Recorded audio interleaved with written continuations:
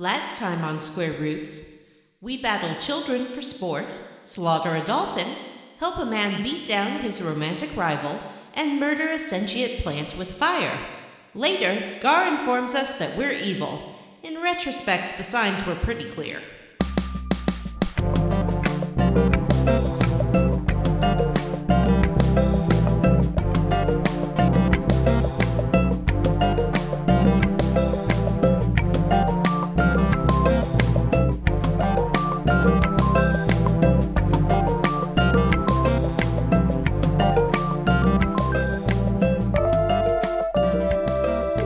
Hey, you folks, and welcome to Square Roots, the classic RPG podcast. My name is Matthew Van Zandt, and I'm joined, as always, by my two best friends in the whole wide world, Johnny Brandon. Hi! And Vanessa. It's glamour time! That worked really well. I'm encouraging you, and you're trying something new. Yeah. Yes. Thank you very much. Thank you both. I don't remember which one of you suggested my new catchphrase, but I think it's really nice. And I think history has shown that John's the misogynist on the show, so I'll blame him. That's not me. It's my alter ego, Jonathan Windy Times.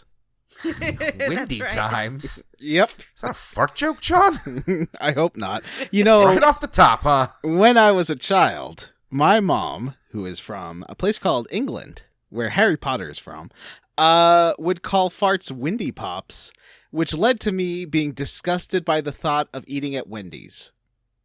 Oh, very Interesting. interesting. So she'd be like, "Oh, it's on you off with the windy tops again, eh?" When I was a child, I thought that the Southern American fast food franchise, Whataburger, was called Waterburger. And I kind of thought it was gross because it was like watery burgers. Where I grew up, there's a famous local chain called Dick's Burgers. I've been there. I know Yeah, you you have. have. Oh, God. So this is a podcast where 420-somethings are somewhat confused by 420-somethings? Oh, actually, no, sorry. This is a podcast, I think, to quote, where 320-somethings are somewhat confused by classic RPGs and then try to ruin them. Well, 320-somethings this time. Hopefully our podcast dad, Jim Banks, will be back next time to get these really confused 20-somethings in line. Yeet. Eat? Dab. Oh, wait, what was the No. eat? Oh, yeet. Yeet. My kids still dab constantly. Like, they dab like I would give a thumbs up. It's wild. But it makes me Can laugh they floss? And I know that Vanessa is a 20-something because I've seen her flossing. I'm great at flossing. Okay, well, you need to do it anyway because otherwise those teeth are going to fall right out of your head. Here's lesson number 1 for the 20-somethings. Floss every night. The ADA released some weird statement about how flossing doesn't prevent something or other, but I've noticed that when I don't floss, I get bleeding gums, and so that's why I floss, because it helps me with my bleeding gums. Oh, yes, I have that too sometimes because if you don't floss, your gums become, I don't know, just like sensitive or something, and you need to build up those good gum calluses with some flossing. I do. So let's do it. Let's This all conversation floss.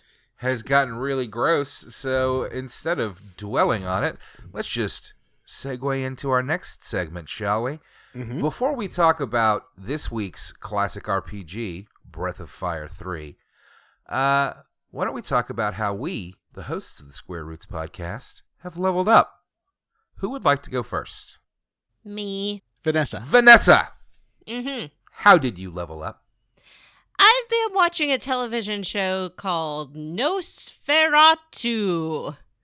Except it's actually Nos4A2. Oh, yes, that's the one that's based on the book written by Joe Hill. Correct. It's called NOS, the number 4, A the number 2. It's about people doing things. I wouldn't necessarily recommend it, but for some reason I had DVR'd it, and it was only a 10-episode show, and so they were all on my DVR, and I decided to binge them while I played Breath of Fire. It's a good binging show. It's a sort of supernatural thriller. Stars Zachary Quinto as the titular Nosferatu. Actually, the Nosferatu is his license plate of his car, but he's as titular as you can get. And he steals children. It's that kind of show. Oh, well, that sounds There's a ladies try to wonderful. stop him. It's dark. So is he scary? An anti-hero or the villain? He's the villain. Okay. The hero is a young woman. She's meant to be 18 years old. She does not look it. And I just remembered someone wrote a creepy review about Dora the Explorer where they said a similar thing. But this actress genuinely looks mid-20s. In the face. Don't at me. But she's good in it. I don't think I've really seen her in anything before. She's troubled. She discovers mystical powers that she has. It's an interesting world. There are people with special powers, but they're very limited.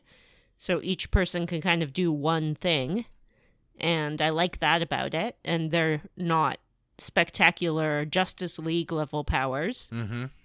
So that's interesting. Might as well watch it if you don't have anything else to do. Nosferatu. That's my recommendation. A glowing review. I heard that it was kind of interesting but middling. Is Zachary Quinto's titular Nosferatu a vampire, or a vampire as we would traditionally think of it? Not as we would traditionally think of it. Interesting. But I would say that he is vampire adjacent in much of his behavior. Is he driving a Fast and Furious style car with NOS? Is that why it's Nosferatu? He drives I think they call it a 1932 Wendigo? Oh. Not a Wendigo. It's starts with a W. Doesn't the car have a name as well? A weasel? Black Betty or something? I don't know about that, but the name of the car is very important in the plot of the show, and I have totally forgotten it. Wubba Wubba. It's a 1932 Studebaker? No, it's like the scary name. It's the name of something scary. Wyvern? It's a werewolf. A wraith. Oh, okay. Yeah, that's the model of the car. I think that's a Rolls Royce, isn't it? Possible. I think. Anyways. It's a fancy car. Ooh. Those are fancy. And he drives it around and looks for children to take to Christmas Town. Oh, that sounds fun. Oh yeah, it's a 1938 Rolls-Royce Wraith. We worked on a film called The Christmas Town, starring DJ Tanner. Oh, interesting. I wonder if it's a spin-off. Probably. John, Yes. how'd you level up? How did I level up? Well, first of all, I have been playing more of Romance of the Three Houses, Fire Emblem. I know Matthew has been playing that too. Can you hear me? Yes, I was glancing at the synopsis for the novel Nosferatu by Joe Hill, Stephen King's son. Stephen King's son? Yes. Oh, weird. He wrote a series of comic books that I really loved called Lock and Key. It was kind of a horror supernatural series, and I really adore it. Anyway. So I joined the House of the golden deer? The yellow one. Oh, that's Ah. right. You're a golden deer boy. Black Eagles forever! Oh, no. Thank you. Because the golden deer is like headed by Claude, who's like cool and kind of like a little bit flirty and a little bit like stylish. And the other ones were basically headed by cops. So I was like, and first of all, I like yellow. Edelgard, leader of and future empress of the empire, Is a and cop. leader of the Black Eagle House, is a complex woman who is struggling with the nature of authority and rule, as well as I don't know. I ran out of words on that one. I do like that the yellow team is like, yeah, we're kind of slackers, so we might not be the best students. And I'm like, that's the house for me. Sounds like Hufflepuff. A little bit. It does sound like Hufflepuff. That's. I was real close to going with that, but something about Claude kind of annoyed me, and Edelgard seemed much more interesting, so I decided to follow her. What's the name of my boy in that one that I keep sending you pictures of? Roland or? Yeah, I think it is Roland. I'm actually trying to woo him over to my team now too. He's my first victim. He's I started giving gifts and flowers and stuff. He's Come join my house. A big beefy boy, and they do establish that your main character is the same age as them. They say several times it's strange to have a teacher who's the same age as us. It's still a power imbalance, so it's still not cool. And I haven't flirted with anybody, but he is a big muscular boy who's too large for his tiny little school outfit, and I love it. I made him go pick weeds with the shy girl. It was fun. He likes weights, training weights, and he likes getting beefy. And I'm trying to teach him to train his mind. What kind of weapon does he use anyway? I actually don't know. I have him with fisty axe fists and axe, but I'm mostly concentrating on fists right now. So he can Is he get a good to fisty boy? Yeah. I'll have to try that out. I've been watching more of Schitt's Creek to be friends with best friend Matthew. What? Okay. Listen to me. You are 3 seasons into the show. You don't get to keep blaming me. Oh, no, it's good. I'm enjoying it. And I like Stevie. I think she's my favorite character on the show. Alexis is finally getting more interesting now that they've found good plots for her. I love David. I legitimately want to wear some of his sweaters. Like he does have some comfy looking sweaters, even if he has the worst fashion taste I've ever seen. No, you saw that picture I sent you of the mom's outfit where she was walking inside, and it was like this weird plastic tarp with like. That's true. And both him. But they have the same fashion sense. They do. He and very both clearly of them, gets it from her. It's one of the endearing things about the. And I like that it's never show. stated. That's just a production design jokes. Both of them are only wearing black and white. And there was, I was going to stop the show and screen cap it for you because there's a wig she's wearing that just made me laugh. It was like this 80s glam rock wig that it's just a cut to her. And she's just got the most ridiculous wig on. And I just started laughing. It's great. Man, she's too funny. All three of those, the Moira, Johnny, and David are, I think, the best characters on the show. Stevie's really nice. I really like. I like how she's funny, but not like a dream woman because she's kind of got her own stuff going on. Yeah, I feel like maybe she's good. She kind of takes less and less prominence as the show goes on. Maybe as David starts to as they get more cast members, and as the show does, and some people's stories get a little more complex and take more forefront, and I think she kind of falls to the background a bit, unfortunately. And I did like that Alexis dumped someone because he shaves off his beard, and I so identify with that. But it's good because that character kind of sucked. Yeah, he was awful. Matthew. Yeah. Yes, sir. How did you level up? Me? So Johnny, Vanessa. Yes. Are you familiar with Evo? Like the Mitsubishi? No. Oh, I know what this is. This is the Twitch machine. This is indeed the Twitch machine. This past weekend, I watched the EVO 2019 fighting game tournament. In fact, I believe it's Evolution. I wonder what the official name is. I actually don't know. You'd think that you would know, but I don't know. I think Evo. I think it is. I've only heard it as Evo, so who knows? It is Evolution. Okay. The fighting game tournament, what with Sonic Fox and the other guy, his buddy. Evolution Championship Series is the name of the tournament. And it is commonly referred to as EVO. And yes, it is a fighting game tournament held in Las Vegas with participants from all over the world. And I've never watched it before in the past, though in the last couple of years I've caught more and more I've caught more and more tournament level fighting game stuff on YouTube. So I guess maybe I've finally kind of prided myself for it. But anyway, and it was wonderful. I know that Vanessa watched a little bit of it as well. Vanessa, what did you think of EVO 2019? Yes, I watched some of the Smash competition. I saw the guys smashing each other. I liked how amiable they kept it while they were smashing. Mm-hmm. And it seemed like no matter who came out on top, they just really appreciated each other's smashing skills and being able to smash together. Mm-hmm.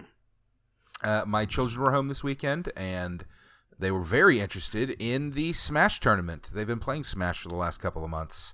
I still haven't unlocked Mr. Game & Watch in my copy, and I'm ashamed of myself. I think Connor's unlocked all the characters. And I bought him the season pass as well. So we have Joker, and we just got Hero. So I did end up watching a bunch of it this weekend, and it was really enjoyable. I was kind of shocked how into it I got. Not all the games, but a few of the tournaments. Smash I followed. Dragon Ball Fighter Z. The finale of that is absolutely amazing. It was between Sonic Fox and a competitor named Goichi, and there was a bit of a narrative there of Goichi never having won before, I think, and having competed for years. And it was delightful. When Goichi finally won, Sonic Fox gave him a hug and raised his arms up, and Goichi was crying, and it was really nice and positive. So, I ended up watching a lot of the majority of the Mortal Kombat tournament on Saturday night, which Sonic Fox won. And it was a lot of fun. I don't know what else to say about it. I was a little shocked. And you also sent a screenshot of Mortal Kombat, which I did not like. No, it was Street Fighter, because it was just a lady in a bikini. Yes, it was. It made me very confused as to why she would choose that to street fight with, because it's neither streetwear nor fighting wear. It's interesting, and I noticed this across all the games. It was interesting that the characters that seemed to be performing the best, or the players that seemed to be getting the furthest with the characters that they preferred, were the people that were playing the newer and less well-known characters, which I guess sort of makes a strategic sense. Mm-hmm. But in Smash, Joker was very prevalent. Oh, really? Mortal Kombat, I saw a lot of Cassie Cage and a lot of two characters whose names I can't even remember that looked like they were probably like the bosses for that particular Mortal Kombat. Okay. Street Fighter had a character. Street Fighter, in its, I guess, beloved racism that it always exhibits, and and sexism, their new characters were heavily featured. One of them was a man that looked like he had just stepped out of Arabian Nights. His name was Rashid. One of them was a woman who just legitimately looked like one of the Kardashians in a bikini, in a bright white bikini, just beating people up. Her name was Karen. I assume she's the stereotype of like an American woman. I don't think so. I feel like she's not American. She might not be. I could be wrong. I did not see any of, and don't particularly care about the lore. There was one interesting character in Street Fighter. What's his name? Zaku? And he would turn into Strider from the old NES game Strider, which was really fucking weird. That guy shows up in like the Capcom Marvel versus Capcom games and the other Capcom versus SNK, but he's not in Street Fighter. normally. I think he's in Street Fighter Cross Tekken, maybe? I could be wrong about that one. Yeah, I read a little bit about him, and it is, I guess, if you think about it, I do remember those games, and I also played there was a modern one a couple of years ago, a Strider platformer. They're always set in the future, so I guess the idea here is that this is the first, or the leader of that organization when he was young, or some shit, I don't know. Does he turn into like a pixel pal, so he looks like the old game, or is he contemporary in his rendering? He looked like a Street Fighter V character, that animation, that distinctive art style it has. It looks different than the old ones. It's all thicker and heavier lines, and but he did share a resemblance in the costume. That's really how you could tell. The hair and the costume suddenly would look like Strider with the red scarf across the face, the blue tunic. I really like in Fire Emblem how all your like class choices icons are all like the old Fire Emblem 16-bit sprites. That's super cute. I love that they keep all that stuff in there, and they have 16-bit sprites for everybody in the game. Yeah, it is pretty cute, and I like that. It's an interesting thing that they add in there. Just a little bit of flavor that makes it a lot of fun. Anyway, so I guess that's all I have to say about EVO. I was up late watching the Smash Finals last night. It was a lot of fun. MK Leo won, and that was super entertaining. My kids watched some Street Fighter with me. We watched some Smash, and they had a good time. I've been watching a lot of wrestling with them this summer, and it was very similar to wrestling matches with two competitors, and I don't know. And homoeroticism. We had a good time. And homoeroticism. And Smash is always a delight. And Saturday night, my son Connor, Friday night, I had a friend over. So myself and my roommate and my friend, my son forced us into a Smash tournament with him and his sister. And it was pretty entertaining. Who did you meet? And I took it all. That's right, ladies and gentlemen. Nice. It was pretty funny watching the two children beat the adults who had never really played the game before down. But who was your main? Nobody could beat me. I just bounced around. It's okay. I don't main. I don't play enough to have a main. I just pick. A time during this tournament when you thought maybe I'll let the 6-year-old win? No. In fact, I viciously beat him for the win. He actually cried a little bit when I beat him. I was not expecting it, but I kind of also was really into the match and wasn't really thinking about it, and I was edge guarding with a big weapon, and he came flying back in with his final stock, and I knocked him off, and he screamed at me. Yeah, it was funny. He's a good kid. Buddy. You can't win all the time. I guess that's a good lesson. It can't rain all the time. All right, let's go. Let's do this podcast. All right. Well, we need to get a move on with the actual program, and I apologize for talking so long about EVO. It is time for the quest log. Somebody sing me a thing song, please. Oh, go ahead. Both at the same time. Do it. All right, John, you sing your version. I'll sing my version. Okay. Yes. When it's the quest log and you're having a good time, it's the quest log. It doesn't have to rhyme with quest log, but it's a slog. Life is a slog. Pretty much hit the same rhymes. Pretty much the same song. I gotta be honest with you. You tried for two separate things and ended up in the same place. Well, just so that everybody's on the same page, this is Square Roots episode 172, Breath of Fire 3, Part 4. And last time we were betrayed by our good best friend Gar, the man who won us in a tournament. Us being Ryu and Nina, two small children. And Gar tried to kill us, but unfortunately for Gar, he was about 5 levels below Ryu, so he got his head smacked open, and then things go crazy. And the good news, listeners, if you recall last episode, is that Johnny is all caught up this time and actually wrote the notes, so it's not just going to be me fumbling along trying to remember things I did 3 weeks ago. Thanks for putting up with that. So, Johnny! There were a couple of observations I have of things you missed last time.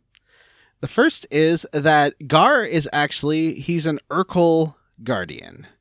He is from the An Urkel guardian? Yep. He loves cheese. He constantly Did I guard that? questions whether or not he performed a task. He loves cheese, and sometimes he transforms into a suave version of himself called Gare. Gare was hot, Mm-hmm. and it was shocking. Yep. Gare is surprisingly ripped. Yeah, Gare is when, like, you realize that everything you thought you knew was a lie. Yes. That's right, he does. He gets big. They turn into big boys when they do fighty time. And these guardians. the other thing is that you missed in Angel Tower. If you don't go up the tower, but then just go east of the tower, like right to the side of it, there's a weird room with a naked lady in like a force pyramid. I saw her. I was like, what's going on? This seems unusual. And they're like, huh, there's a naked lady in a force pyramid here. Anyway, you just leave. Yeah, but otherwise you were pretty spot on. There was, I loved the dolphin fight when the dolphin is just constantly trying to get you to fight him by spitting water at you is amazing. Yeah, I kind of undersold the dolphin. I was more interested in the ridiculous Australian to English thing that happened. Right. But yes, he turns into like an armored tank, but he like spits in your face the whole time. Yep. Such a jerk. This game is fun. I don't love the combat because this game, if it had like a Final Fantasy 12 Zodiac Age style speed up option, would be amazing. It's just everything takes way too long. Yeah, I've noticed that Gar's animations in particular are so slow. Mm-hmm. It's also got that small text box problem. It's not as bad as some games that we've played. I think where this it can only game fit might 2 have words, the but worst text boxes of any game we've. I don't know. I mean, if you might be able to name one that's worse, but it's just even on fastest. Earthbound we just played and was insane. It could only fit like 3.5 words. I feel like you could box. jam through it faster though, because this one has like a fade in and fade out animation. Yes. Yeah, it's just slow, and there's just Yeah. not a damn thing to do about it. I mean, it's part of everything in the game being so well polished, but at the same time, like, I mean, I agree. I say this every time we play one of these games. This turn-based combat is fine. It's too slow. On super fast forward, I enjoy it a lot. Yeah, I think that's what I've been thinking about a lot about lately. Is that I like fast-paced turn-based combat because it really gives you that quick reward, and also like that it makes it so that the random encounters don't take longer than the ratio of walking around to random encounters is fine, because then you get through combat in 10 seconds and then you're back to walking around rather than 10 seconds of walking and then a minute of combat every. Right. Yeah, I just don't like that. Yes. We all know how much our listeners love it when we whine that these classic RPGs don't have modern conveniences, though. So Anyway, well, let's Gar move. is Stephen Urkel. Yes, Stefan. Is that where we left off? Yes. And so Gar is like, well, it's obvious you have the power to beat me. Does this mean that the 399 dragons I killed maybe let me win? Yeah, he seems to suddenly come to the realization that none of them ever fought back, and perhaps he just slaughtered an entire race. I also for no reason. I get the impression more and more the further I get into the game that they're all these guardians are aware that it was really fucked up that the brute did not fight back and just let themselves be killed. I did like the reveal, because you're like at the basement of the Angel Tower. He kind of lights things up for a second. You just see that there's dragon skulls everywhere. Yeah. That was a cool reveal. And then the game gets really interesting too, because this like force dragon head ghost is flying around you and says it, and after you defeat Gar is telling you to kill Gar, but then like the game does this Earthbound style thing of the screen going black and then just the words no like flashing on the screen. So yeah, like, no, he's not your enemy. And did we talk last week? I don't recall about Gar's sort of religious thing he has going on. Tiny bit. We did, like, Matthew described them as a cult, and they kind of are. Yeah, they're definitely a cult. And it's his god that is commanding, and we get more into this now, like right after. Well, let's put this on. Put a little pin in this for about 2 minutes, because this comes into real. You start talking about his religion more. So after after this ghost thing comes in, things get really weird, and then suddenly everyone's gone. What happened? What? Is there an explosion or? You like pass out maybe? It's unclear. Yeah. And when you wake up, you are naked in a mine. Yes, once again, we have a naked Ryu, but the twist is this is not a naked little boy.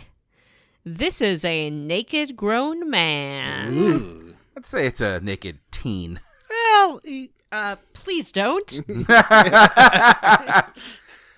We do hear, before he wakes up, we hear, I think, if I recall correctly, some like screeches and squawks. It sounds like the dragon sounds is what we hear, right? Do we hear like screaming and like explosions and stuff?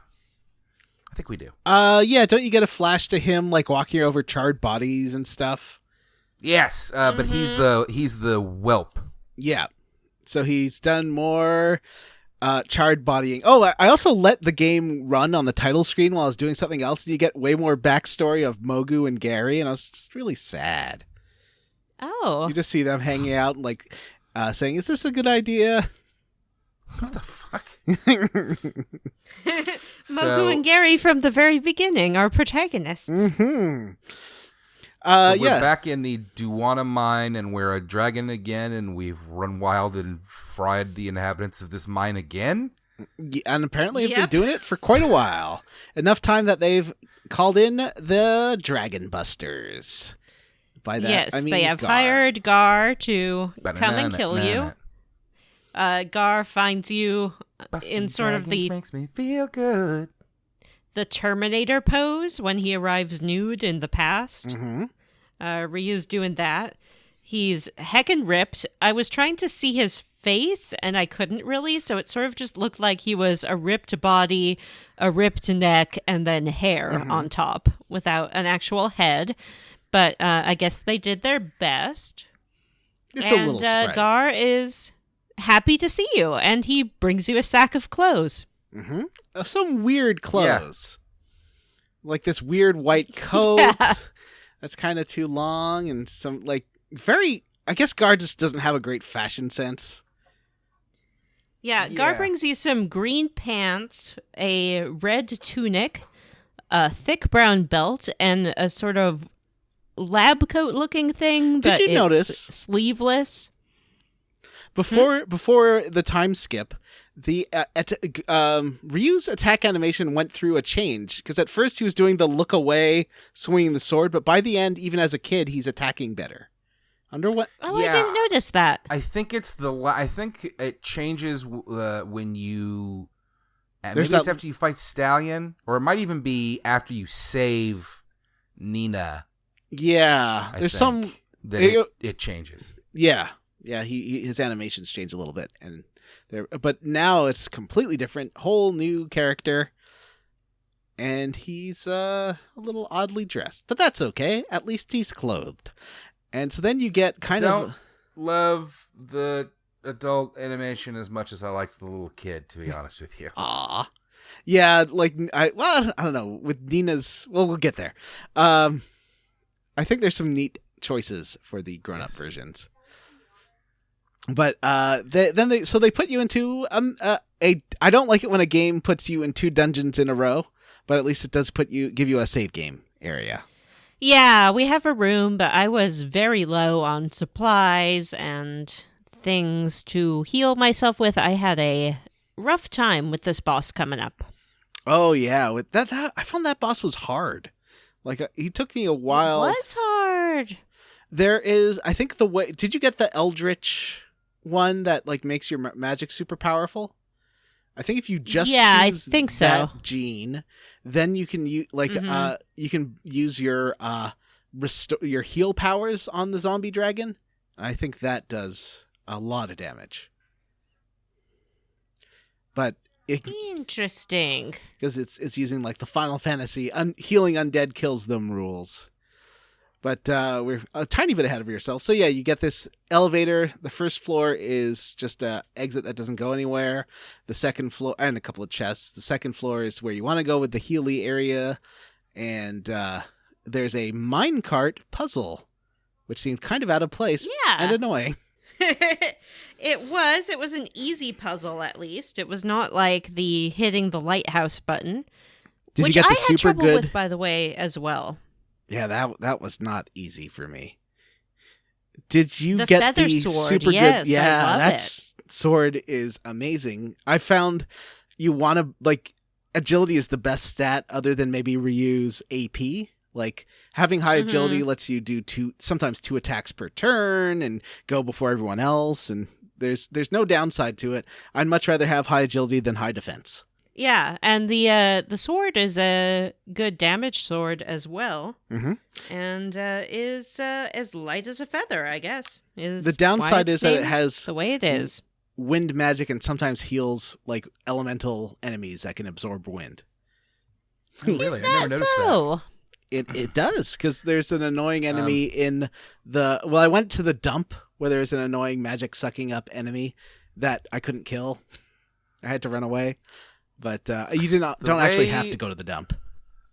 The way weapons can knock your agility down to the single digits in this game is really, really frustrating. I would recommend just avoid it. Like, I would take the lower damage and the higher agility for sure. I mean, I have Gar with a spear right now that has him do like 150 damage with his regular attack, which is a ton. But if he misses all the time... I mean, he always goes last. Mm-hmm. And doesn't get the reprisals as much and all that. Yeah. So I like the agile weapons. And also like the Tony Danza lady who gives you high agility when you level up. You know who I'm talking about. yeah, Tony Danza, who's the boss? Delonzo. Yeah, that one. Who you had to bring all the weapons to. I actually need to switch to her. What is Bunyan's big thing? I think I'm still almost haven't there. Okay, so I got a question for you, Matt. I leveled up with Bunyan. I probably got like 12 levels. But then I found Emitai and switched to Emitai because I was like, "Ooh, I want to get this." So I leveled up, or got the 10,000 gold to get Emitai. But then Had you gone back to Bunyan? I hadn't gone back to Bunyan. Are all those levels gone because I couldn't get anything from him? I think so. That is shitty game design. That's terrible. That happened to me a few times. Not as many levels, but that happened to me several times. I am just now getting some of the basic stuff that you get from him. I think that I must be almost done with Bunyan. What I need to get, Vanessa, I don't know if you remember this, John somehow has gotten double strike for Ryu, and that seems to be the most handy thing on the planet. I need to get that. I need to look for that too. I still Where did you haven't get gotten that? it. It's from the Nut Warriors who are around the Coliseum. So if you just Okay. like level up, like you can do the random encounters outside. Just do that, and you'll fight some Nut Warriors, and they will use the double attack always as their first attack. So, just and if one person gets it, then you can just use Skill Link to transfer it to someone else, which I've been doing. Anyway, so after the minecart puzzle, which is fun, this dragon zombie comes out and is like, "Hey, you should be killing people. You need to avenge the brood." And then this voice is like, "Yeah, you're not actually one of us, so don't talk for us. You don't even go here."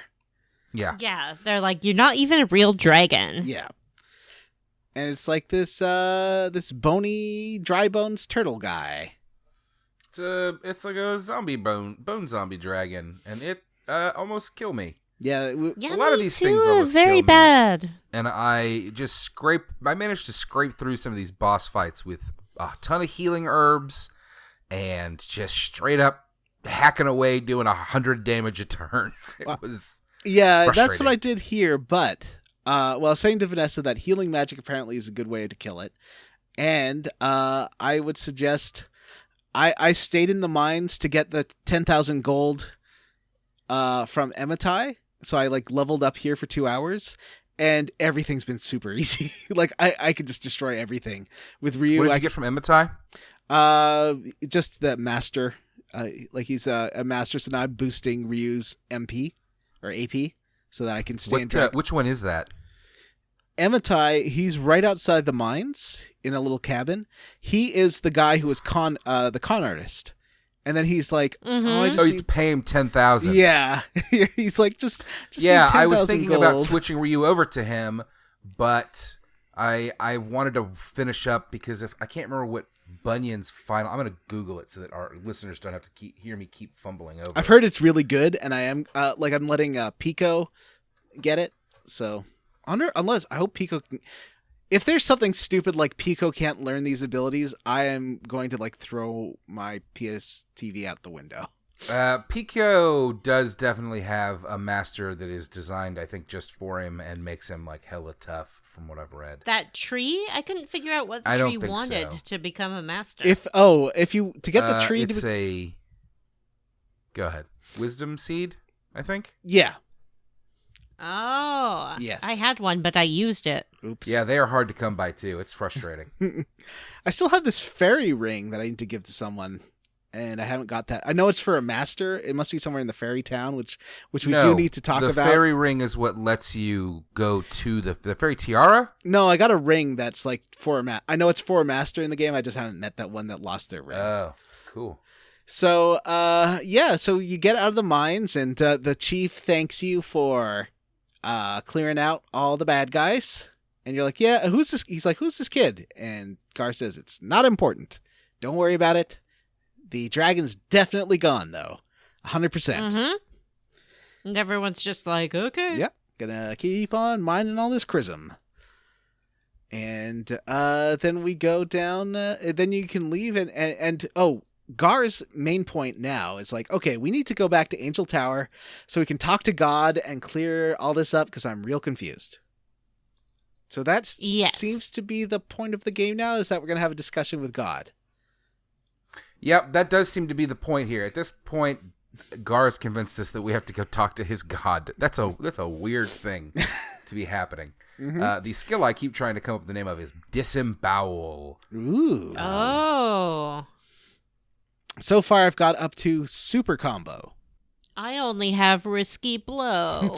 Risky Blow is pretty good, too, though. That one is a critical hit, which always is. Super Combo is fun.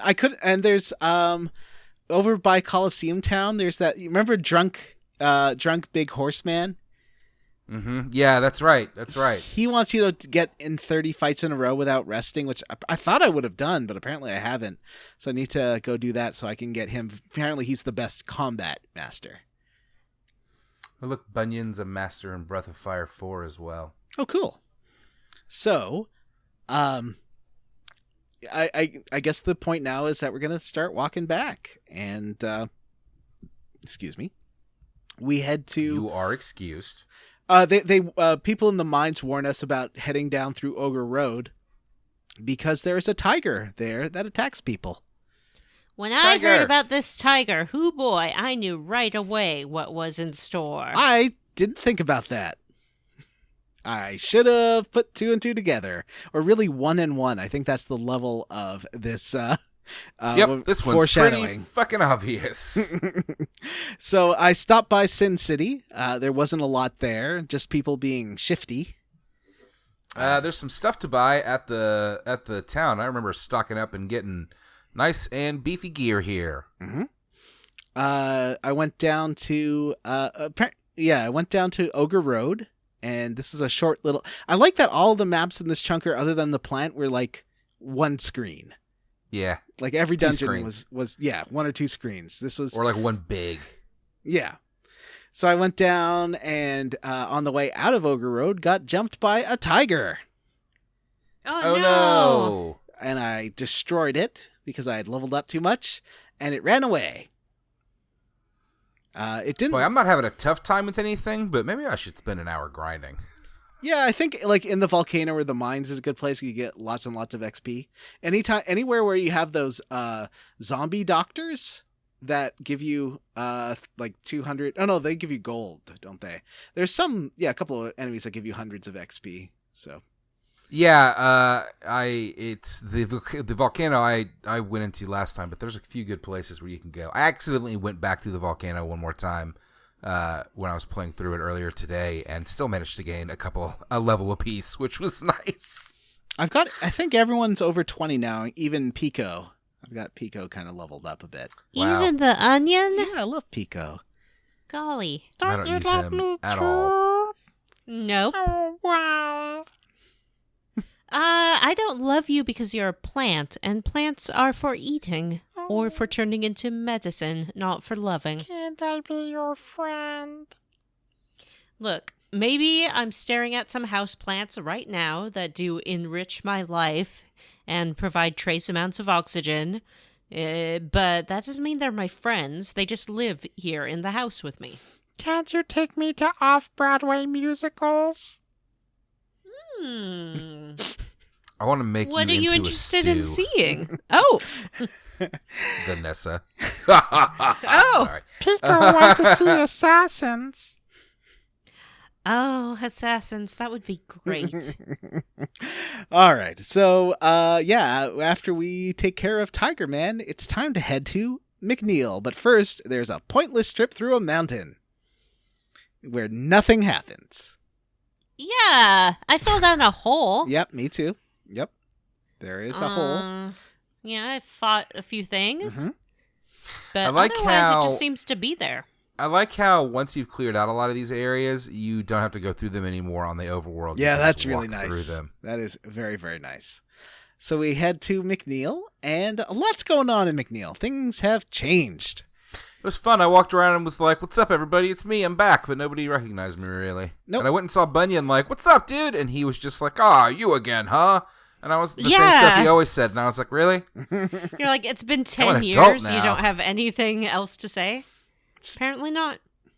So in McNeil, now there's lots of like IRS types who are, I guess, investigating the mayor for fraud and embezzlement. They're Yeah. questioning everybody about how much taxes they're paying and how everyone's kind of getting hosed by this guy. And Loki's there, and he is like really anti-mayor now. He was always anti-mayor, wasn't he? Yeah, I guess so. He was the one who wanted us to rob him in the first place. So I Mhm. don't know what Loki's deal is, but it gets really weird after this. I still think that Loki is the big bad of the whole game. I mean, he is named Loki, so I can't disagree with you on that because the history of JRPGs shows that you're usually right if someone's named Loki. They're probably going to be bad. Anyway. Yeah, I mean, it's the name of the god of mischief here. Mhm, Come on. mhm. So there's the inn lady standing outside her inn and invites you inside and it's like, hey, if you want, you could always, like, I don't know, kill this tiger that's been harassing the town. Yep, And- this seems to be the people of McNeil's thing. Like, we have a problem. Hopefully some strangers will come along and fix it. Mhm. There's a wounded animal. Killing that's your favorite thing. It is. Gar, is it Gar? Of course it's Gar, because he's the only one that talks. Even says, like, "Oh, yeah, we wounded that thing." And they're like, "Oh, good. Well, it came through and killed a bunch of people the other day when it was wounded, and now it's up in the mountains. Thanks." Yeah, please Great go job. take care of it. So to be fair, this one kind of is on you. Yeah. So we head over to Cedar Woods and right by the base of the old treehouse where you and Ray and Tipo lived, you suspect the tiger will be. And Ryu's like, well, he doesn't say anything, but Gar's like, oh, you want me to hang back? I'll hang back. I get the sense you know this were-tiger. This whole silent protagonist thing is bullshit, and I'm sick of it. Please stop it. Yeah, because he seems to be talking. Yeah, sometimes they respond as if he has said something. Yeah, he definitely talks. We just don't ever get to see it, and he doesn't get to have a personality at all. Yeah. So I guess that's what makes it a role-playing game. Yeah, but like Cloud talks. I Tifa know. talks. I Terra know. talks. I know. Cecil talks. Yeah, but here you can imagine what your character would say in this situation. Maybe he's a good boy. Maybe he's an asshole. Maybe he's a I don't know. What other kind of boys are there? They're good boys and they're assholes. Glamour Time boys. Maybe he's a glamour time Time boy. boys. Maybe he's a sweet floppy-haired boy. Uh-huh. Maybe he's a magician. Ooh. So Ryu departs from Gar and goes up to the house and meets Ray. And Ray is Yeah. he's like, "Hey, buddy, haven't seen you in a while. I guess I've been avenging your death for no reason." Yeah. He's a little bit more emotional than that. Okay. He's kind of like, wait, that was you on the road? Haha, I never thought you could beat me. I wasn't even holding back. Wow, amazing.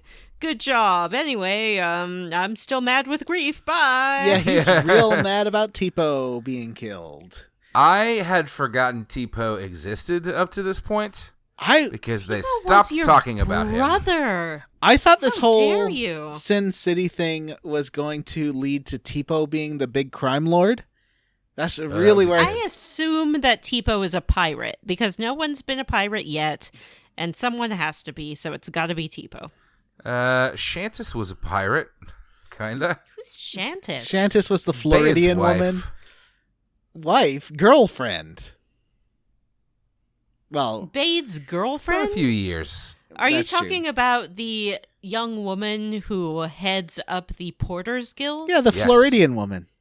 I believe her Yeah, name let's was define Shattis. her by her relationship to some guy. I'd like to find her by her name, which was Shattis. You seem to have forgotten it. Yeah, that's true. That's true. So the he's still real upset about Tipo, and he's like, I've been going about this all wrong, just kind of attacking people one by one, and this hasn't been working. I need to go cut off the head of this organization, and he runs off. Yeah, he's all about this organization now and does not I don't understand how Ryu doesn't just say like, "Oh yeah, no, I avenged yours and Tipo's death several years ago, so you actually can just chill." Yeah, and Good news. It was a couple of stallion dudes. Remember? They beat you half to death and apparently left you to die, even though we all thought you were dead. Well, don't worry. They mutated are into dead. one man, and then I murdered them. With my friend Gar here, who won me In a tournament. in a tournament set by those You guys sportsmen. have a lot in common. You just find children and claim them for your own. Pretty much. In Ryu's defense, Ray does run away before Ryu can silently explain everything. So Yeah, that's true. Yeah. I mean, I guess that's the problem when the character doesn't talk, is you don't really know what's going on. right. So you follow. At first, I thought he was going to go attack McNeil, because that seemed to be like the likely target. So I went back to town, and I guess he did go through town because Loki is there. There's a crowd gathered around him, and Loki seems to be bleeding out, but the crowd is really underselling his injuries. They're like, "Oh, someone bumped into him." He's like, bones are sticking out of him, and he's just bleeding all over. he obviously is like has a gut wound and is dying. you talk to him, he just says, "Ouch." Well, Yeah. let's not sell Loki short. He may still be the big bad of this game. That's true, but he is Possible in that, like, I don't know, let's say a past version of him will come and be the big bad in the future. right. For example. It could be that the version that we're seeing bleeding out is just an illusion. Mm-hmm. Also true. He doesn't seem to be in major danger. But then you head to McNeil Manor, and they've already, like, without you, wrapped up the case and have hogtied McNeil, are leading him away, and the leader of these investigators is this real Power Rangers looking lady with wings. I think she looks like a sky dancer. Do you remember those toys? I do. The wings do look a bit like the Sky Dancers, but the wand and the costume actually makes me think that she is a Sailor Moon. She a Sailor Scout. But Sailor Moon doesn't wear armor, although she should. She should. Yes, I agree. It does look. I like that she's got this practical pink armor on. I love her redesign. She does not. It is a dress. No, it's practical pink armor.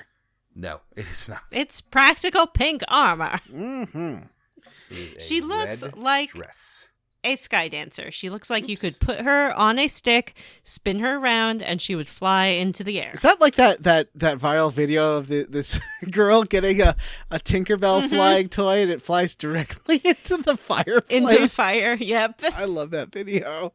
And I don't normally like videos of kids being upset, but that one was so funny.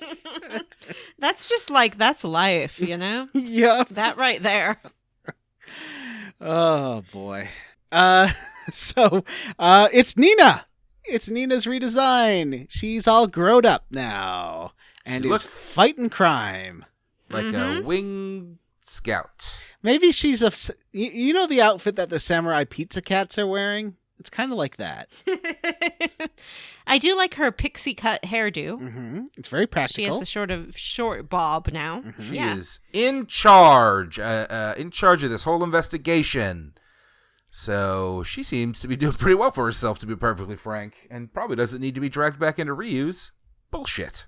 I mean, she is a princess. She was always doing pretty well for herself. Yeah, but she's also like really she's really pushed herself into a position of authority. She's not letting people push her around, which is great. Mm-hmm. That's true. She's I certainly am very not pro police Nina. Sitting around the castle simpering princess. She go get 'em princess. She's a crime fighting princess, and it's amazing. She's the type of princess who would have a catchphrase like "Let's get glamorous" or whatever Vanessa said at the beginning of this episode.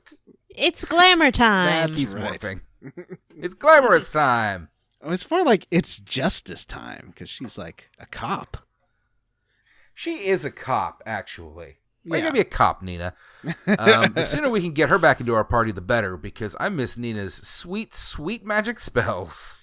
Well, she's like, I'll join you folks. We should go find your buddy Ray because it looks like he could be killing innocent people or something. I don't know. They kind of gloss over that. I feel She's like, they... your cat is out of control. Yeah, I feel like Gar tells her, or maybe Ryu silently tells her, that McNeil's life is probably in danger because Ryu is definitely going to try to kill him, I think. Yeah, and she's like, don't worry about him. All my guards are with him, and we'll take him to the jail, which I thought was going to be like lead to the guards getting attacked and Ray killing McNeil. It does not. That doesn't happen. No. Nope. No. The game zigs when you think it's going to zag. And It zigs.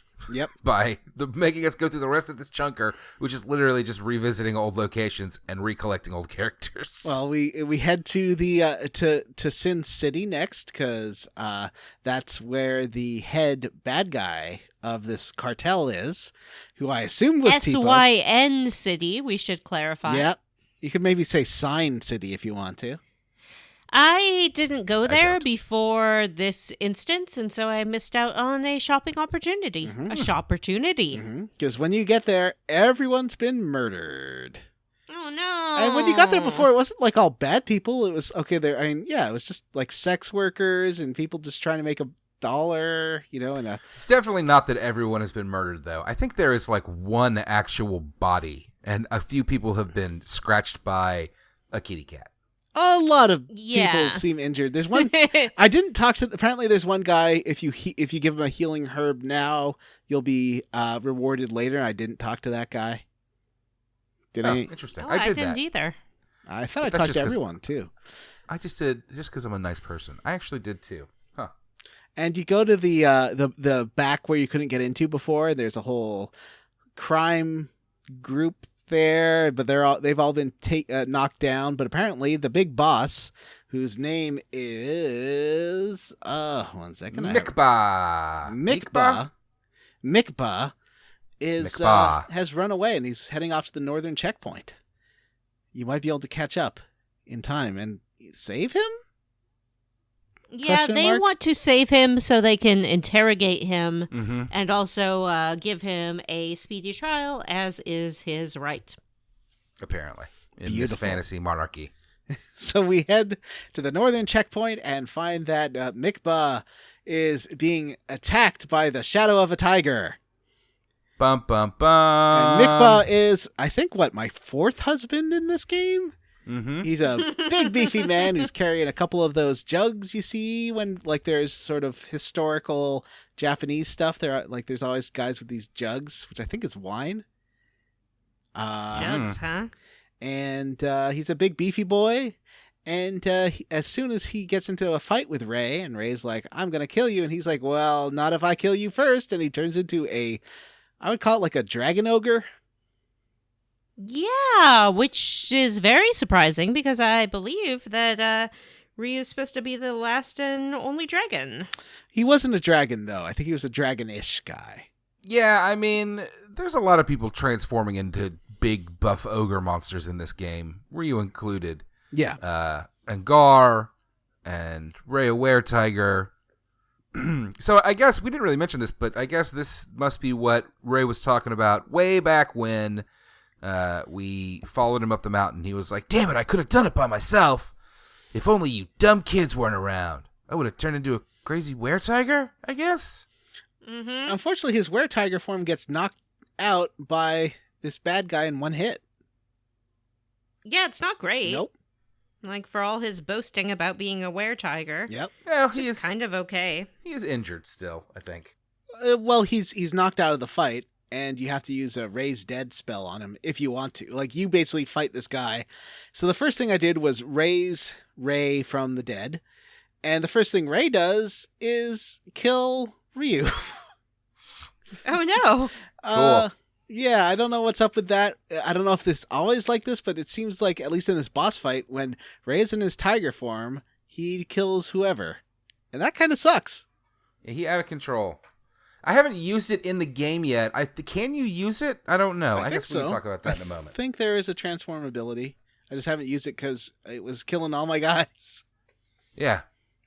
Not super useful there, Ray. He tried his best. Mm-hmm.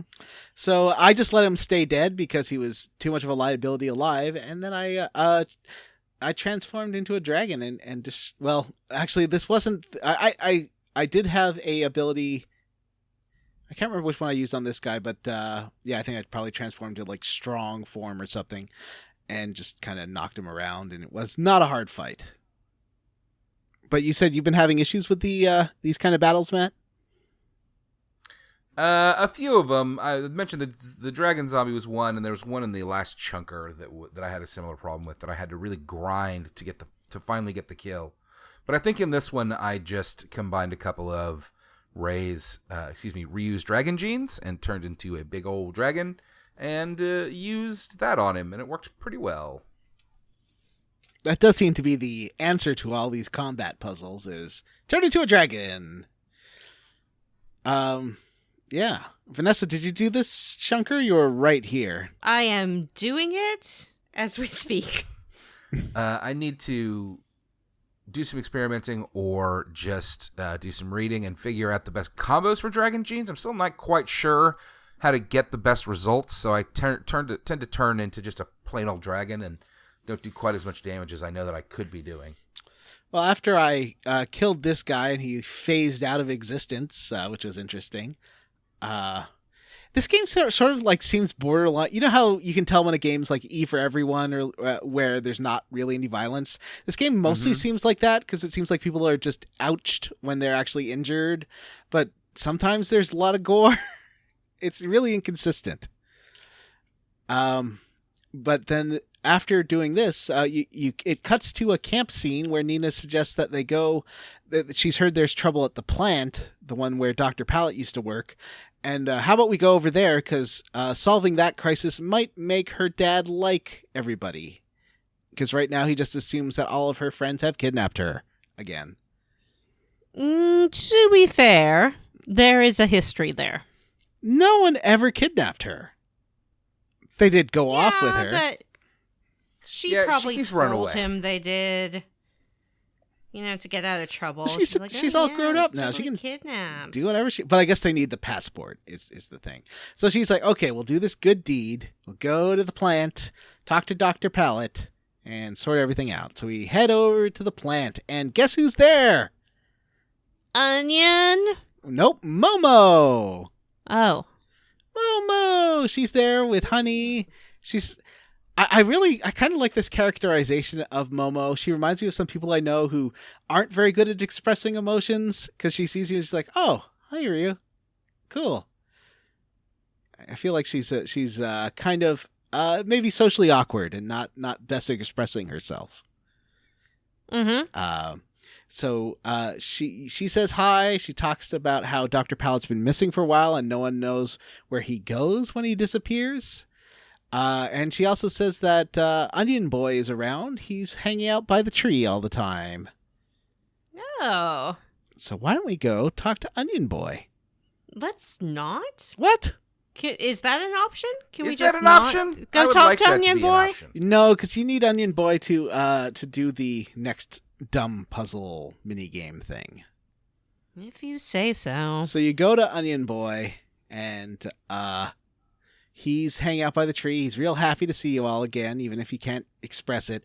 And Momo swears that he was talking to the tree, but she couldn't actually hear him say anything, and Momo's not talking. But if you switch to Momo, you can talk. This is how you get the Idrisil as a master, and this is the life tree, which is essence of all life, but no one seems to super respect or care about that.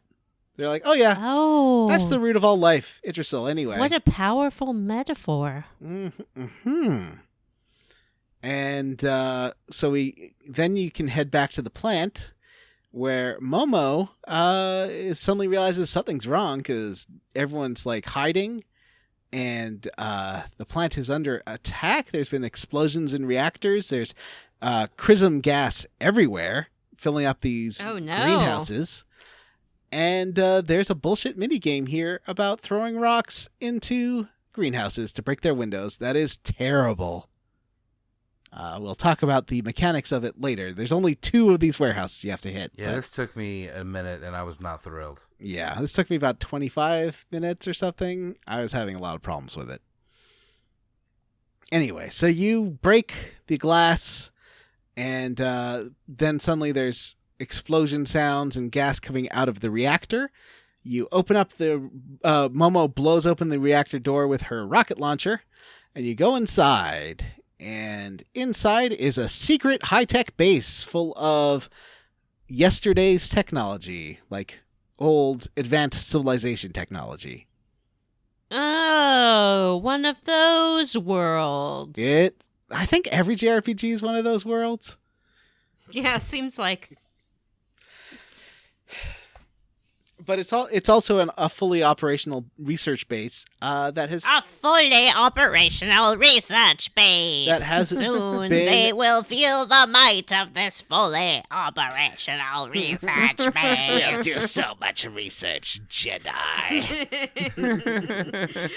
You won't believe the double-blind studies coming out of our fully operational research base. Soon your rebel friends will be fully analyzed. Perhaps you're interested in college credit as a summer intern at this fully operational research base. What was his name again? Not Shmi, that's the mom. Sheev, of Oh, course. Sheev, that's right. Oh, they're both terrible names. Sheev. And that stands for Sheev, and that rhymes with peeve, and that stands for Cleve? peevert. Oh, Pete, Sheevert? Pete. Sherbert? Sherbert? Anyway, so we go to the base. The doors are locked by computer boxes, and Momo manages to guess the first password because it's Palette, because he's not very good at cybersecurity. Even if you aren't very good at cybersecurity, does anyone really choose their own name? I wouldn't, but I think some people do. Yes. So, we like at my work, there was emails like with the list of things that people can't use for passwords, and one was like, "This is my password," and password with like an @ sign and $signs for the S's. They're like, "Please don't use any of these passwords because they're easily guessable." Anyway. What game is it that we played? Maybe it was in Deus Ex, where you go to like the head of security's office and you find that their password is password. I love that. So you head to these computer. You guess this first password. So there's 4 doors, and you unlock them one at a time. And the first 2 are the second password is Repsol, which What is that? that is Momo's dad's name. So Oh. it was Repsol and Dr. Pallet doing the research there. There's also like a little onion boy that was created by Repsol or had notes on him by Repsol. So there's more than one onion boy that had been made in this lab. Is it alive? I don't think so.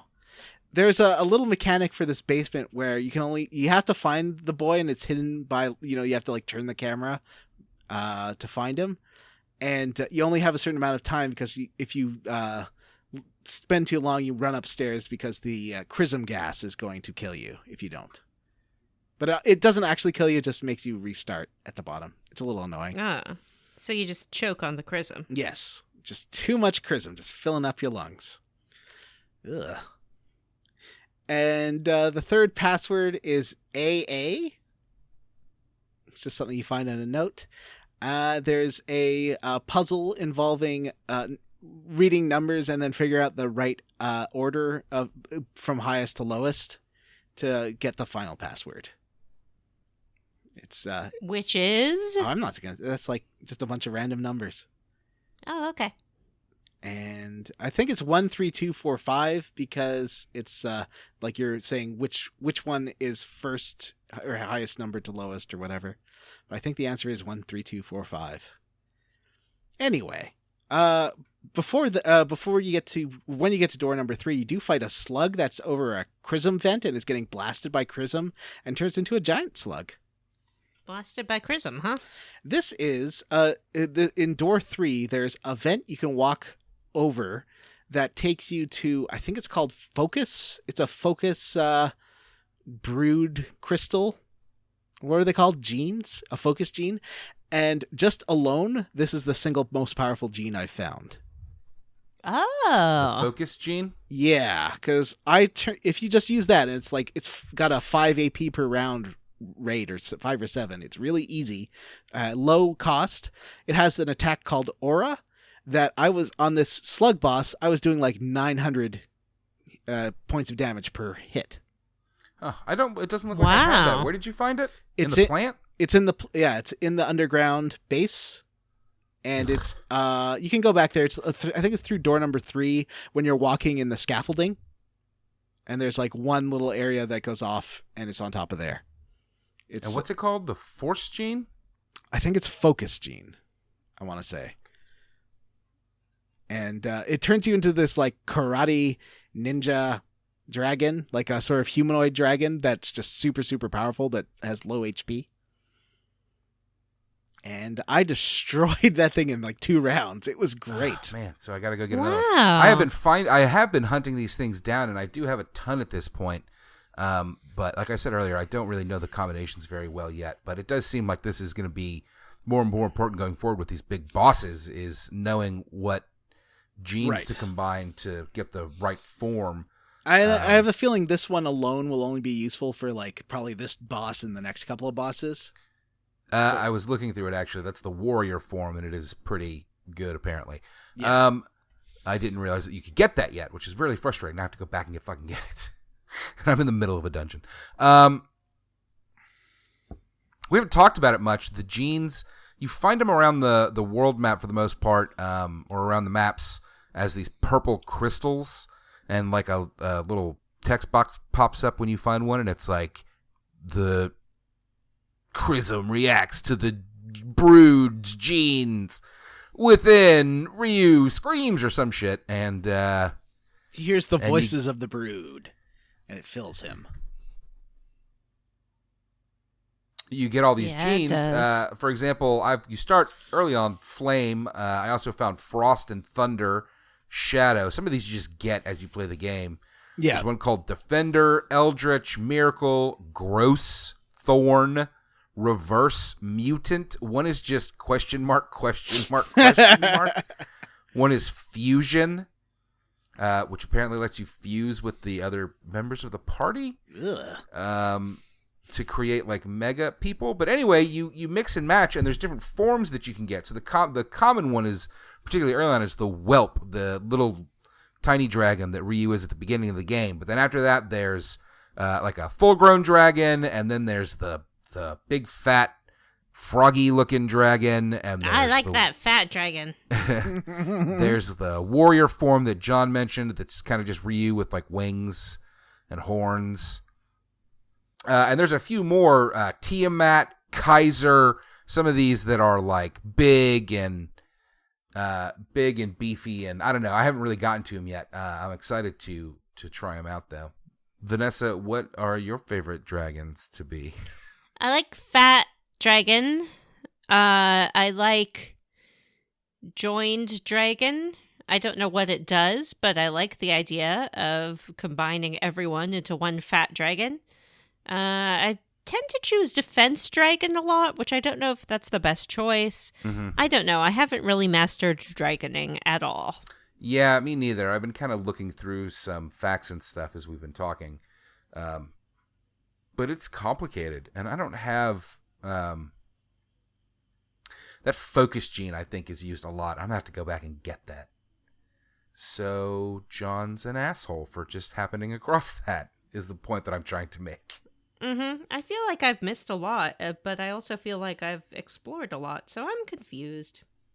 Yeah, they're kind of everywhere. I've noticed, like, if you see, like, question mark spots on the map or, like, buildings out by themselves, you tend to find them around there. Interesting. And they're just, like, it's like a purple. I'm sure you've at least seen a few of them in the purple crystal. Yeah. They're just sitting around. You just got to find them. There's one by that tower where you found Momo. They're all over the place. I guess they're like the summons of this game. Sort of. Yeah. It's kind of the big deal.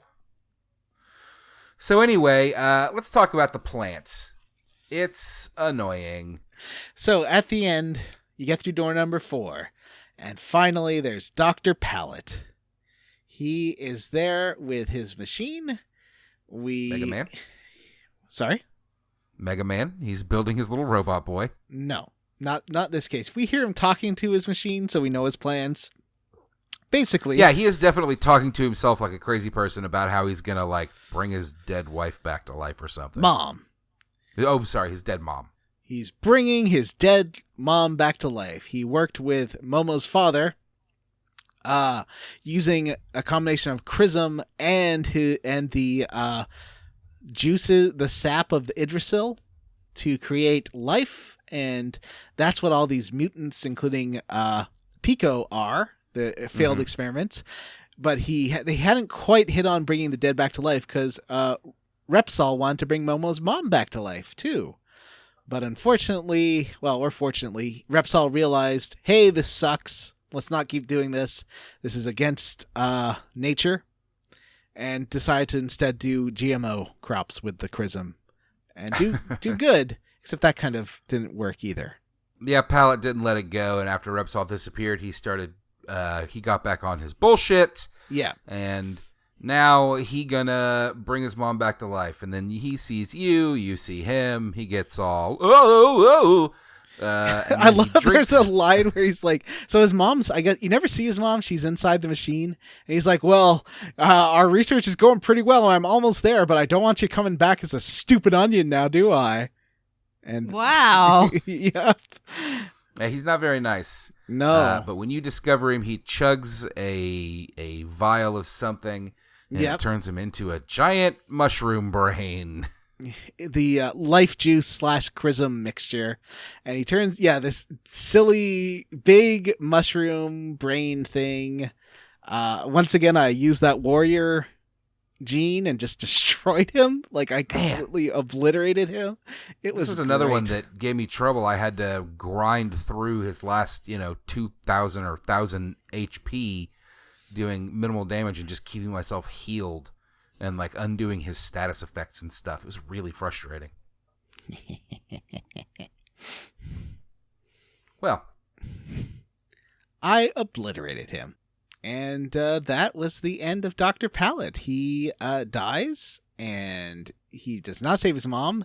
Afterwards, you're like, well, I guess his mom's still alive. Momo's like, yeah, I don't know if she wants to be kept alive like this. Seems like a crappy way to live. And there's a big switch, like the style of switches that you were using to move mine carts. No. You can go to the switch, and this is optional. It just says you can cut the power or leave it be. So oh boy, I'm pretty sure I cut the power. I flopped that switch and left. Wow. It would be, Vanessa, I hope that you don't when you get there, because it would be delightful if this comes back. If you decide to leave the mother alive. This game suddenly pulls out a $1 million baby that somehow has zero emotional weight. You kill Dr. Pallet, you pull the plug on Mom. Mm-hmm. What happens next?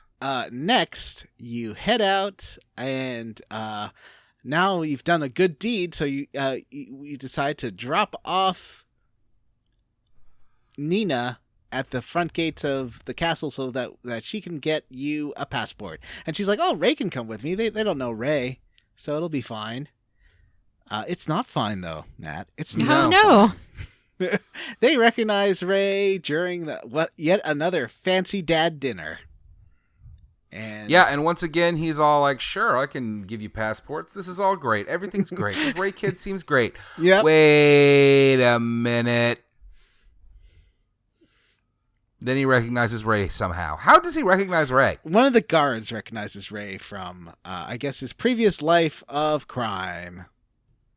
Back when he was robbing the village all the time.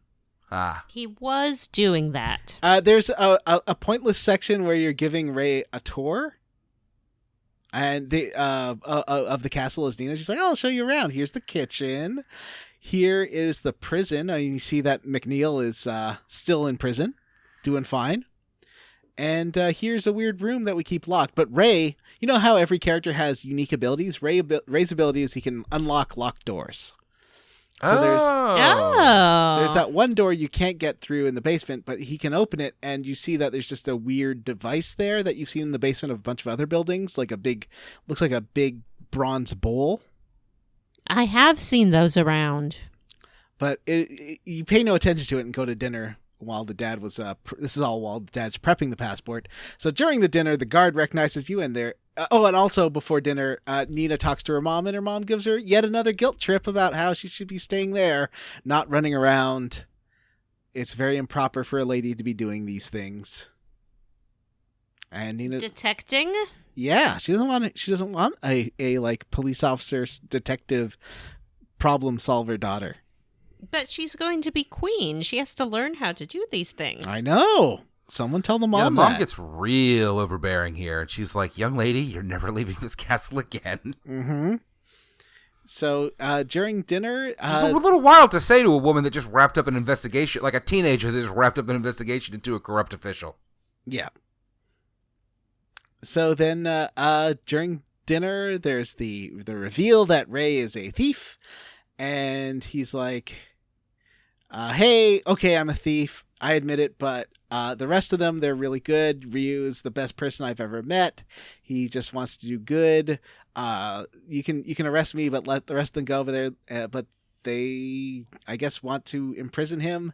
And then there's a merry chase around the castle, Benny Hill style, and they get cornered into the room with that big bronze bowl.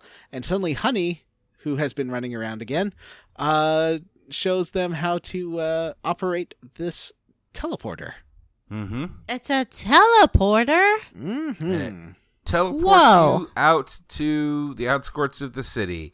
And this will definitely be a big thing going forward that we'll get to use, right? Teleporters? I hope so, because there's lots of them. I hope so, too.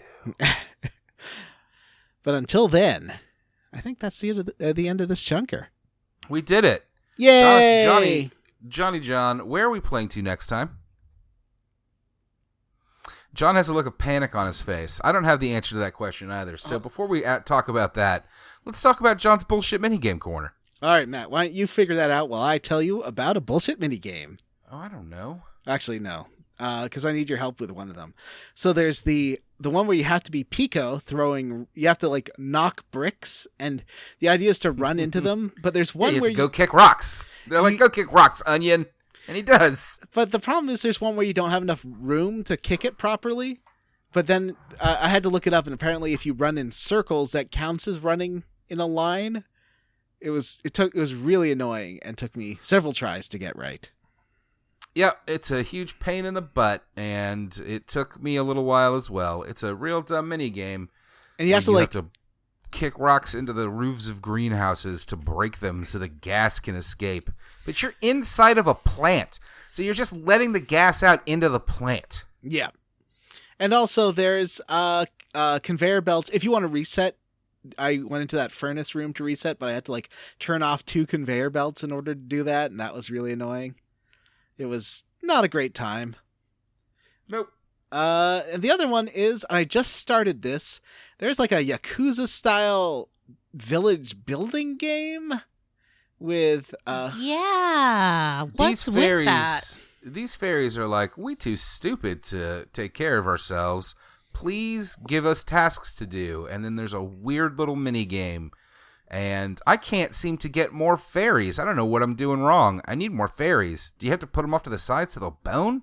How does this work? I think you like make sure they have enough food and then they'll repopulate. Maybe I need to put 2 fairies on food instead of just 1. Yeah, try that. I think that more food means more fairies. I don't quite understand this mini game yet, but I will give it another shot. Vanessa, did you give it a shot? I tried it, but I didn't understand what was happening. It does seem very elaborate. Has anyone done any fishing lately? I really haven't. I always fish when I see... haven't lately. I always fish when I see a spot and catch like at least 1, but I haven't really gotten anything interesting. This game is really long, so I don't... I'm a rod master now, and I did get... there's a master you can find near a fishing spot that you can only get once you're a rod master. Rod master. And, okay, so next time we will play to the new continent. Ooh. And that's it for the main portion of the show. We should talk about... Why isn't it on the thing? What thing? Well, it's not on the notes, but we need to talk about what we were squarely against. Oh. I see. Jonathan. Johnny. What were you squarely against? I'm squarely against any time you have a puzzle and things you have to do with like moving puzzle pieces where there's random encounters. I don't like the combination of those 2 things because I'm trying to do the puzzle. I don't want to do random encounters. It's really annoying to mix both of those things up. For sure. What about you, Vanessa? I am squarely against... What am I squarely against? Squarely against. I'm squarely against that rando mountain that just sits in the middle of your path and you have to go through the dungeon for no reason. It's short. It's short, but just let me get to where I want to go. Come on. Yeah, I like it when areas have some kind of narrative purpose and aren't just, get through this. Yep. A lot of this chunker felt like it just impediments where it's like, here, go through this giant screen and fight the were-tiger once. Well, I do like that they keep bringing up that right now their mission is to go talk to God. That seems very weird. Well, I'm sure that Alanis Morissette is going to be more than happy to talk back to them. As for myself, I will be roundly for something, and I am roundly for having Ray back in the party finally. I like Ray. I like his tech animation. I like his were-tiger design. I like his mug ability. Ray, he's pretty cool. He's like a ray of sunshine. Kitty. It's about time for us to sign off. So, but before we do that, we should discuss a little something that we do, and that is our Patreon. Listeners, did you know that we have a Patreon? I bet you did. I feel like they know, but it's still good to remind people. Hey. It is. We released our Spider-Man Far From Home spoiler cast. Ooh. Because you, the fans, demanded it. All right, not really. We just wanted to talk about it. Yay! Mostly Vanessa wanted to talk about her weird mixed feelings for Spider-Man and Mysterio. But it was a good time. And I like that Mysterio. coming up this month will be our Detroit Become Human playthrough. Is that what we're doing this month? All right, I have that downloaded. I need to start playing it. It's trash. I'm excited to hear Vanessa explain to us all that it's trash. As a patron, you have access to the bonus episodes. Those are monthly, and of course the entire back catalog of bonus episodes at the $3 level. There's also a $5 level if you want to vote on our games. Not every game, but we do several votes per year. And we'll be doing one pretty soon. So if you're interested in either of those things, visit us at patreon.com. Visit us at patreon.com/squarerootspodcast. One of the benefits of being a patron at any level is that we will read your name on the show as thank you. Yay! And it's time for us to thank our patrons. Who wants to Hooray. Rephrase that. do Jim? Who wants to do Jim? All right, I'll do Jim. So, a big thank you to Tyler Perry's Medea's Disc 3 Crazy. I heard that he got asked on another podcast about his name.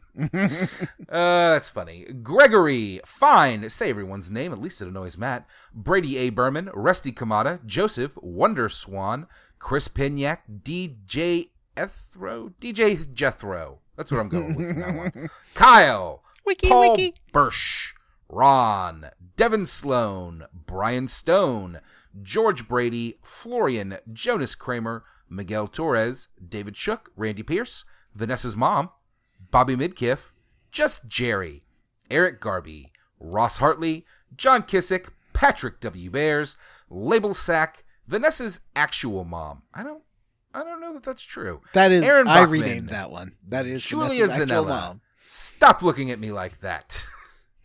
Tom Hardman. Owens, heartfelt thanks. Aw. Ooh. I'm in love with Muvuzu. That's unfortunate for you. Naked Orphans is not a good way to start an RPG. Zachary Davis, Nathan Poirot, Cake Ninja, Dr. Steve Stone, Jonathan Ellsworth, Jason, Andy M. has slain the father of Jordan O'Boyle.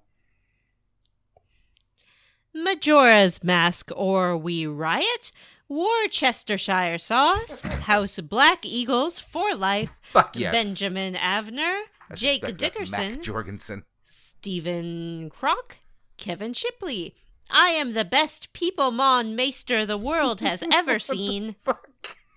Megan Sullivan, Ward Childress, Julian Titus was a ghost the whole time. Oh no. Huxley Iguana, Robert T, PJ Ennis, Bree Girth, Justin Ham, Robert M. Pullum, Brian Pitt, Vanessa's fourth mom, Jameson, R.I.P. Dog Meat, Knawford, Brody Toy, Matt Jorgensen, Cameron Show, to Bumpkins, Kiva Moser, Tom, Cyril the Wolf, Arr, Sean Walsh, Tracy Tanoff, the biggest fan of Frasier,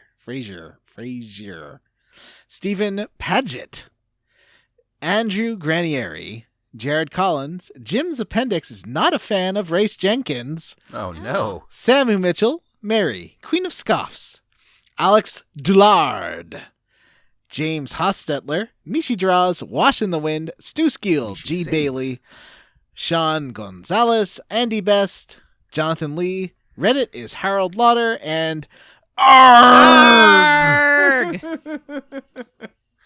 Well, listeners, that's it for us.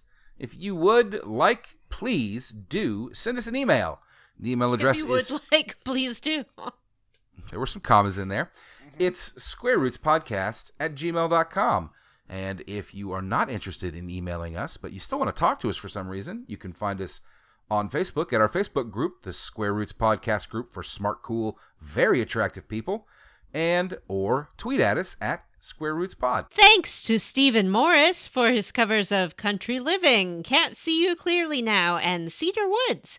Please check out Stephen Morris's EPs, Relaxin', a 5-track EP of relaxing Nintendo music, Mega Buster, a 5-track EP featuring music from the first 5 Mega Man games, Cries of the Planet, a 9-track album featuring Final Fantasy VII music, Forest VGM, an 11-track album featuring Forest video game music, the majority from classic RPGs, and Summer VGM, a 12-track album featuring summer video game music. Links to these, as well as to his Twitter, Patreon, and YouTube are in the show notes. The show newts. The show notes. Please rate, review, and subscribe on iTunes or wherever you listen to podcasts. That'd be great. And finally, ladies and gentlemen, we draw the curtain to a close. We take our final bows. For the Square Roots Podcast, I'm Matthew Van Zandt. I am John Brandon. And I'm Vanessa. Glamour time! Bye!